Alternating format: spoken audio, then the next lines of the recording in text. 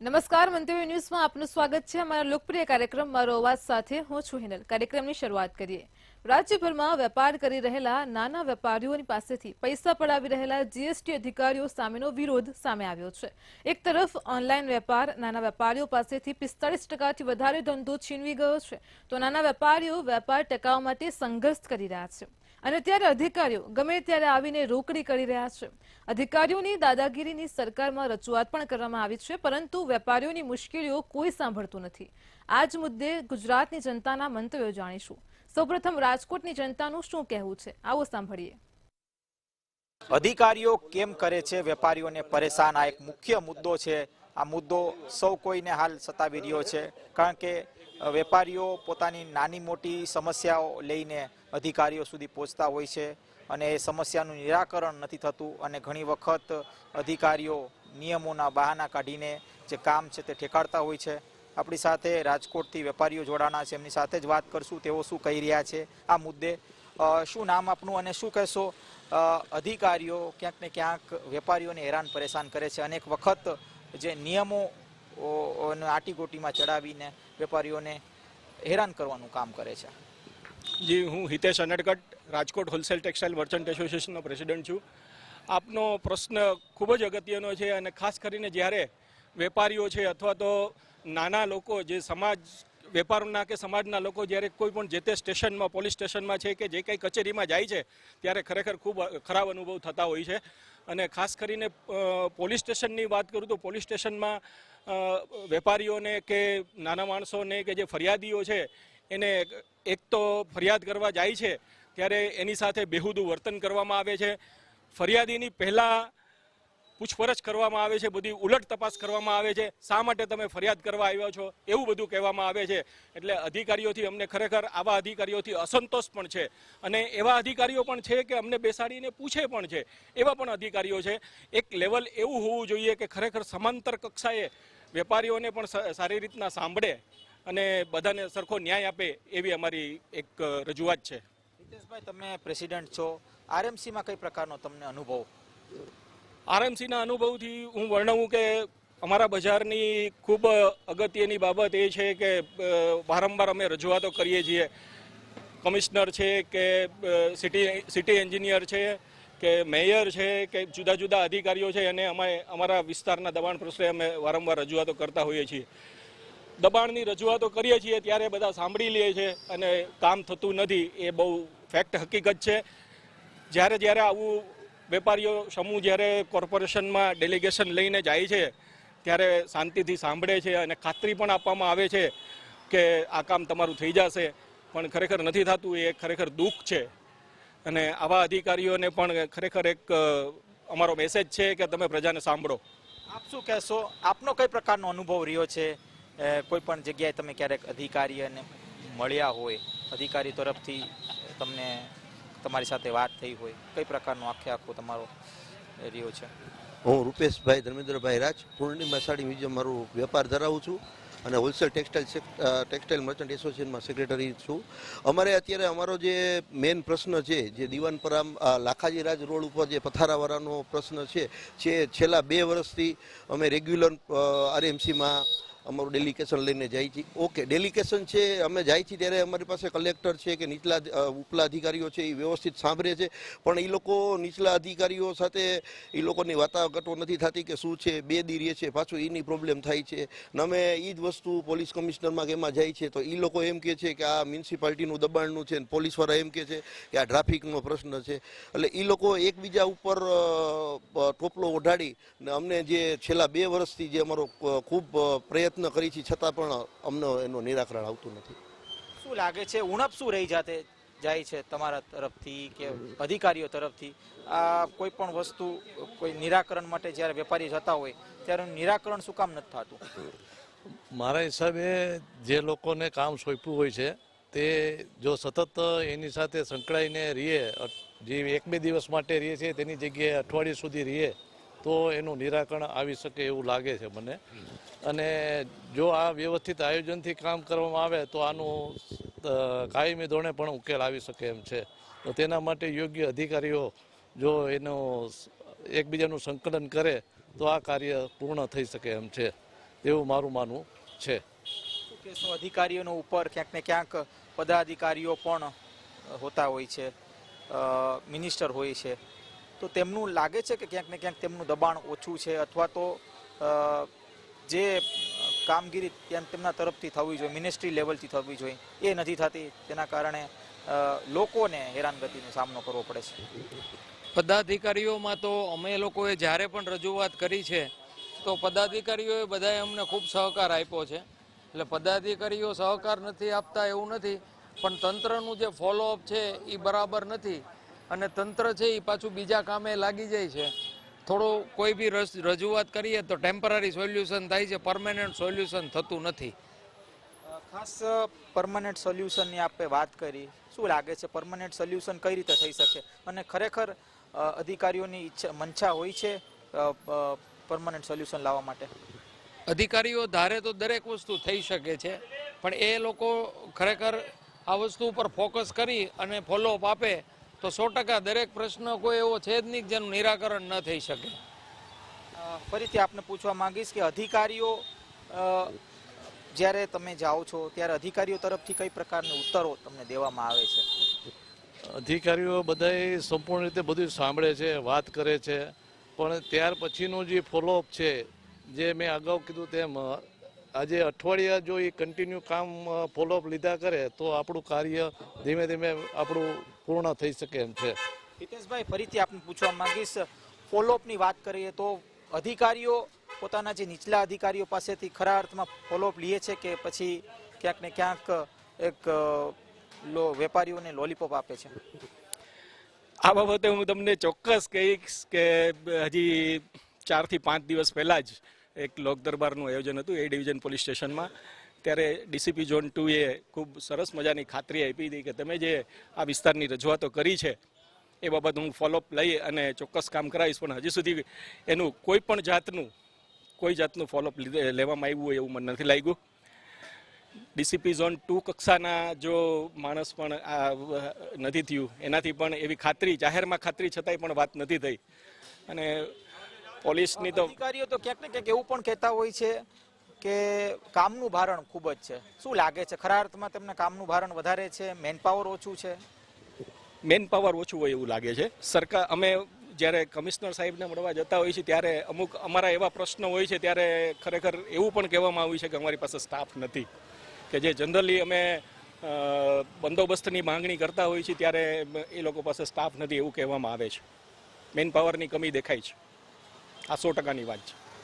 શું કહેશો, આરએમસીના અધિકારીઓ કઈ પ્રકારનો સપોર્ટ કરે છે વેપારીઓને, અને કલેક્ટર કચેરીના જે અધિકારીઓ છે તે કઈ રીતે સપોર્ટ કરે છે, કે પછી ક્યાંક ને ક્યાંક તેઓમાં પણ ઉણપ દેખાય છે?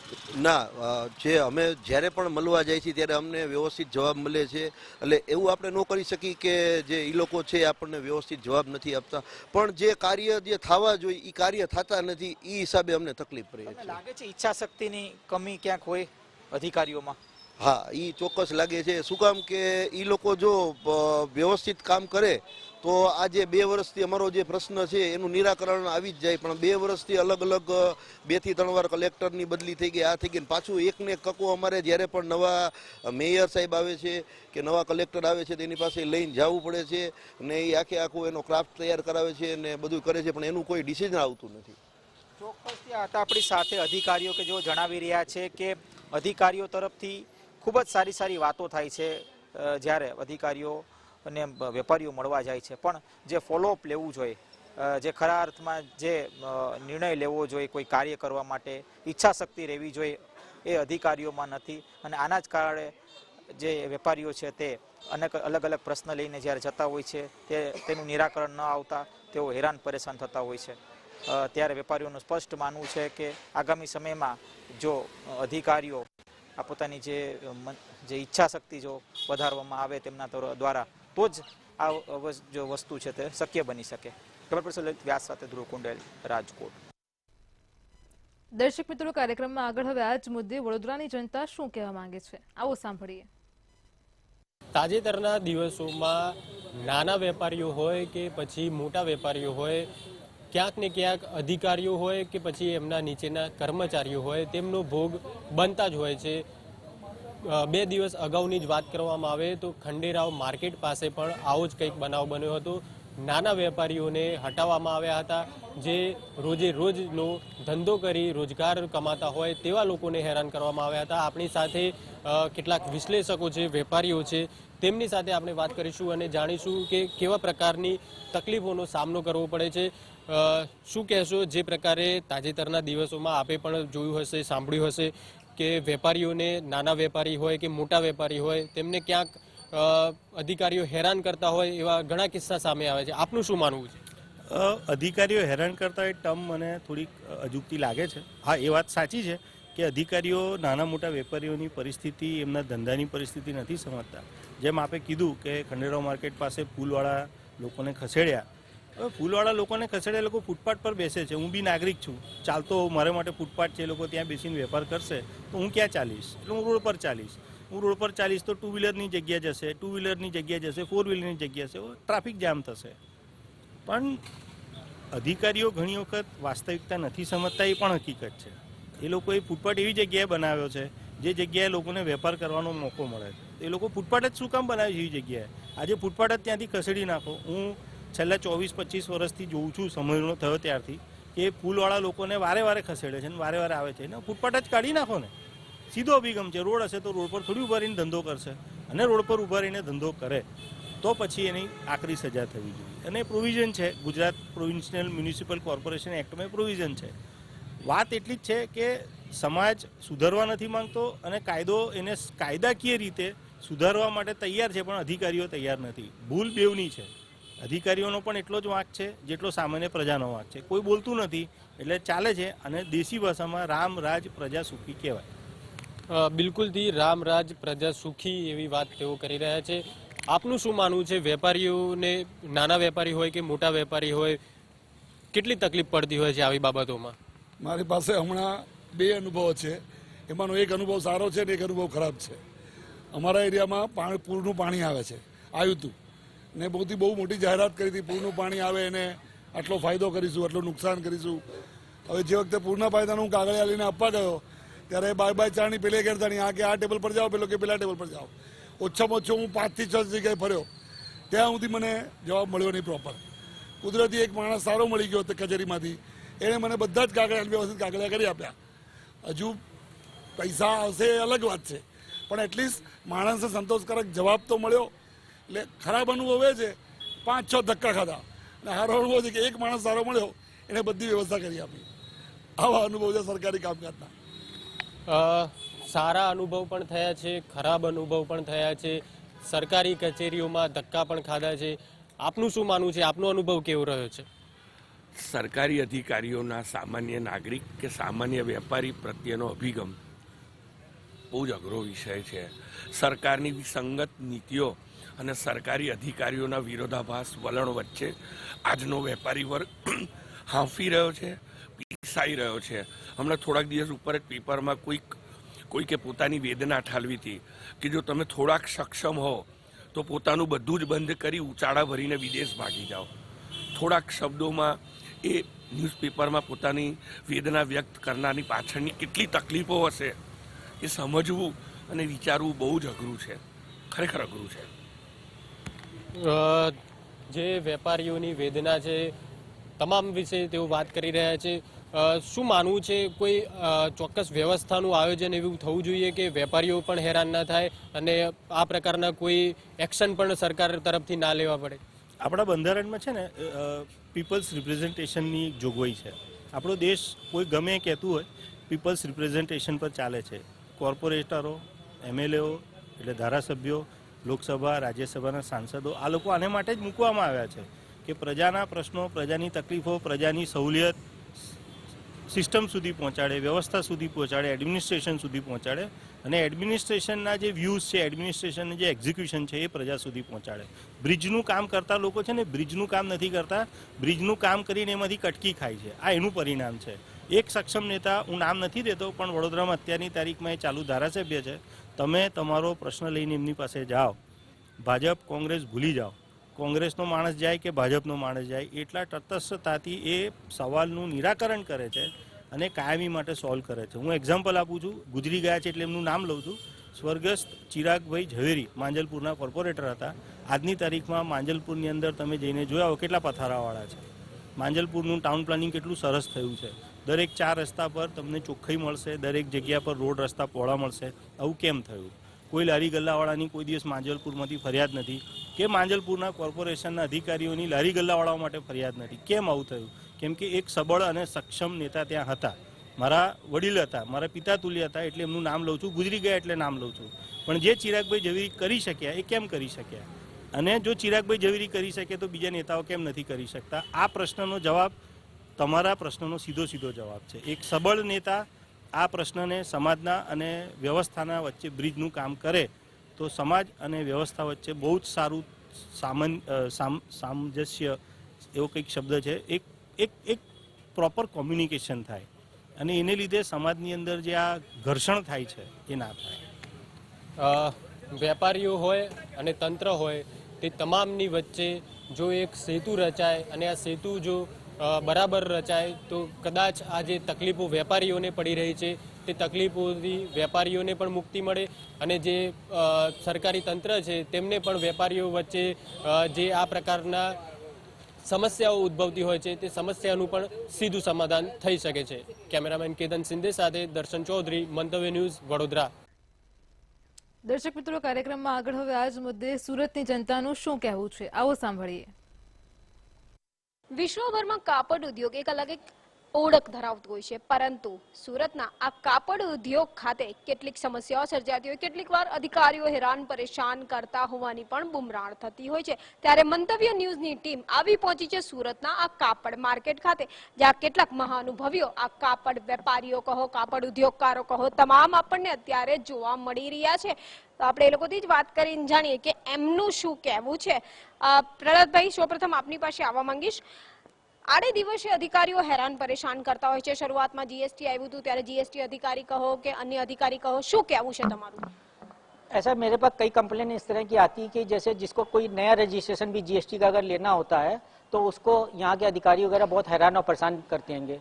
कभी कहेंगे कि आप जैसे मान लिया कई लोग घर से भी अपने काम करते हैं, आज लेडीज है या जो भी है कोई, तो उसमें रजिस्ट्रेशन के लिए वो क्या कहेंगे कि अपने सोसाइटी से परमिशन लेके आओ या इस तरह से लाओ, तो कभी बेरा बिल लाओ, और वो सब देने के बावजूद भी कई बार ये जीएसटी नंबर नहीं देते हैं और ये लोग कैंसिल कर देते हैं. तो ये हैरान और परेशान करने वाली बात है. ये बहुत ज़्यादा लोगों को इससे दिक्कत आ रही है. मतलब इजीली जीएसटी नंबर अभी नहीं देते हैं, नया रजिस्ट्रेशन करने में बहुत प्रॉब्लम करते हैं वो लोग.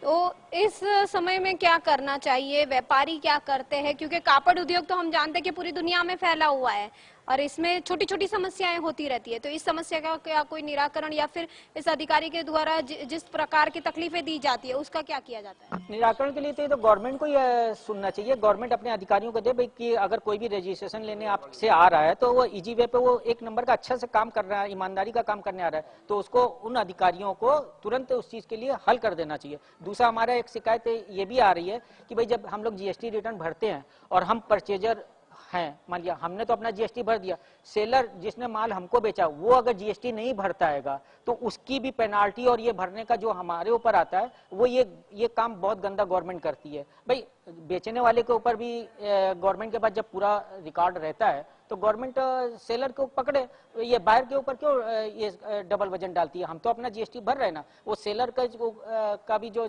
जीएसटी नहीं भरता है या भाग जाता है उसकी पेनाल्टी जो बायर को लगती है वो बहुत गलत है. वो हम लोग इस चीज का विरोध करते हैं. ચોક્કસથી. એટલે ક્યાંક અધિકારીઓ દ્વારા પણ આ રીતની હેરાનગતિ કરવામાં આવે છે. ચંપાલાલજી, આપ તો વર્ષો વર્ષથી કાપડનો વેપાર કરતા હશો, આપ શું માનો છો, કઈ રીતે અધિકારીઓ દ્વારા પરેશાनी થાય છે?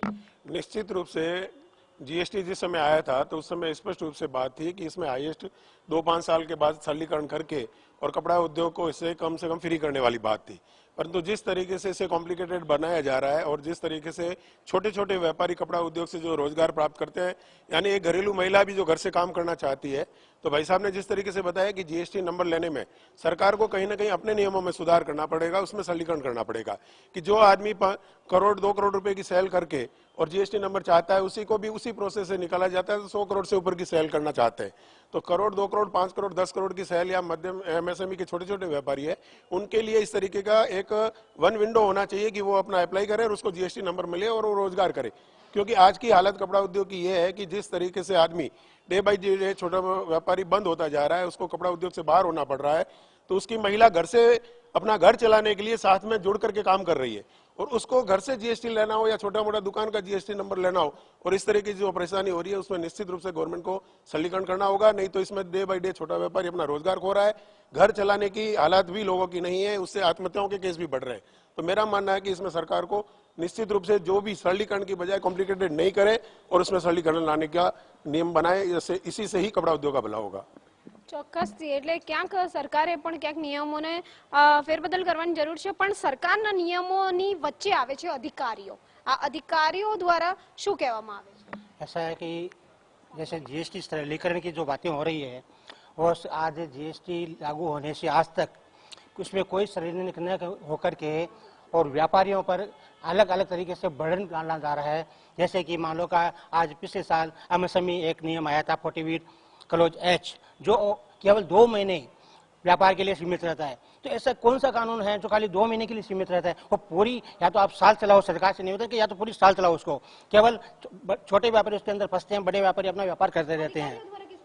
तो अधिकारियों का ऐसा है कि जीएसटी रजिस्ट्रेशन को लेकर मेन खास इसके अंदर होता है कि अभी रजिस्ट्रेशन जो भी नया रजिस्ट्रेशन लेना चाहते हैं उसके अंदर क्या है कि व्यापारी उसको अलग अलग तरीके से परेशान करते हैं। अलग अलग तरीके से डॉक्यूमेंट देने के बावजूद भी वह अलग अलग क्यूरी निकालते रहते हैं जब तक उनको कुछ अपना हिसाब किताब नहीं प्रॉपर मिल जाए। तो उसके बाद व्यापारी क्या करता है? व्यापारी बेचारा क्या करेगा? व्यापारी तो डॉक्यूमेंट सबमिट करता रहता है।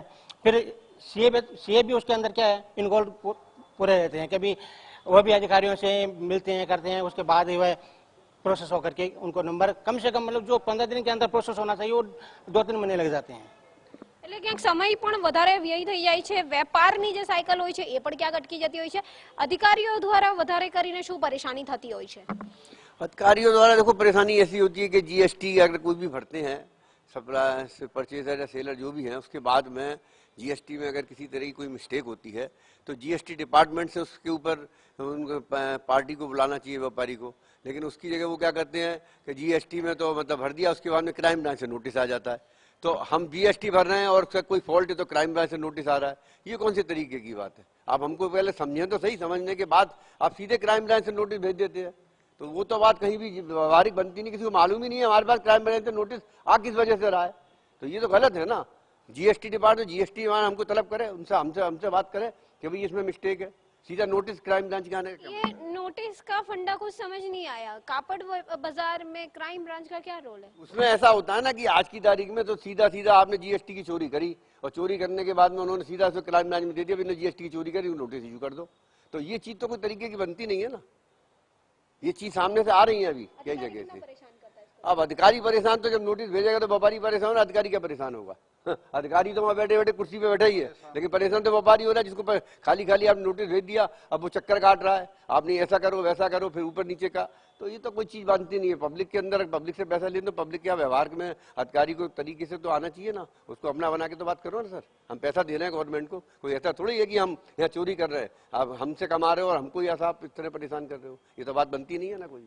વાત તો સાચી છે, પરંતુ જે અધિકારીઓ હોય છે એ કઈ પ્રકારની ડિમાન્ડ કરતા હોય છે, કઈ પ્રકારની હાલાકી જે છે એક વેપારીઓ ભોગવવાનો વારો આવે છે? सबसे बड़ी समस्या जो है ना वो ये है कि जब जीएसटी लागू हो रही थी ना, तब ये बताया गया था कि अब जो कपड़ा बाजार के अंदर जो डूबत होती है, आर्थिक अपराध होते हैं, वो कम हो जाएंगे।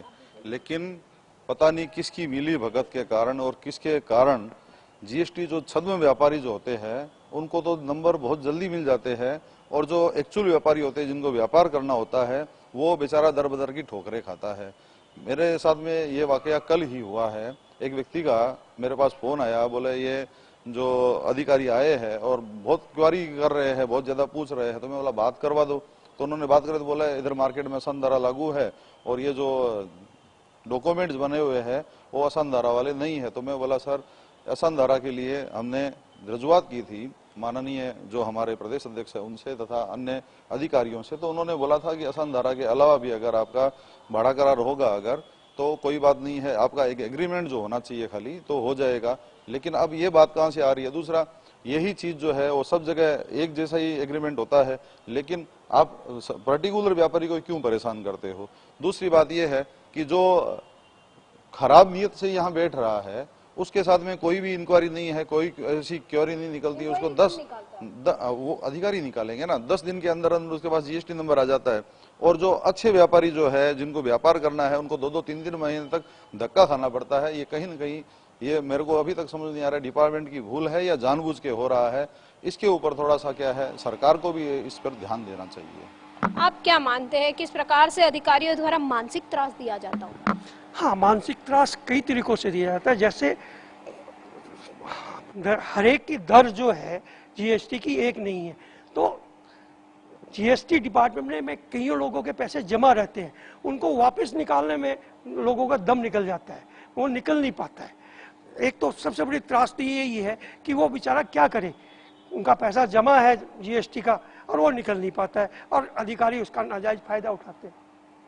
એટલે અધિકારીઓ ક્યાંક ને ક્યાંક પોતે જ તેનો જે ફાયદો છે એ ઉચકે છે અને હેરાન પરેશાન જે છે એક વેપારીએ થવું પડે છે। આપ શું માનો છો એક વેપારી થઈ? देखिए, हमारे यहाँ क्या है, पैकिंग का काम बहुत ज़्यादा होता है। सूरत का जो कपड़ा है उसमें पैकिंग के अंदर 18% टैक्स है और सूरत की जो सेल है उसमें 5% टैक्स है। हमारे पैसे उनके पास लाखों रुपए जमा रहते हैं। हमारी पूंजी, हमारे पास सीमित पूंजी है, वो जीएसटी विभाग के अंदर जमा रहती है, जो हमारे को रिफंड नहीं मिलती है। तो उसके बारे में भी अधिकारी कर बहुत धक्का मुक्की। दूसरा क्या है कि यहाँ पे बहुत से लोग भाड़ूत हैं, भाड़े की दुकानें ज़्यादा है, तो हर 11 महीना, 10 महीना, 12 महीने के बाद भाड़ू ट्रांसफ़र करना पड़ता है। तो उसके अंदर नई चिट्ठी बनती है, तो उसके अंदर नया ट्रांसफ़र करने के लिए उन लोग बहुत धक्का खिलाते हैं। अधिकारीगण दुकान के लिए, नया दुकान जाती हैं तो नया दुकान के लिए ट्रांसफ़र करने के लिए बहुत धक्का खिलाते हैं। ये सब हमारे अधिकारीगणों से बहुत ज़्यादा प्रॉब्लम है।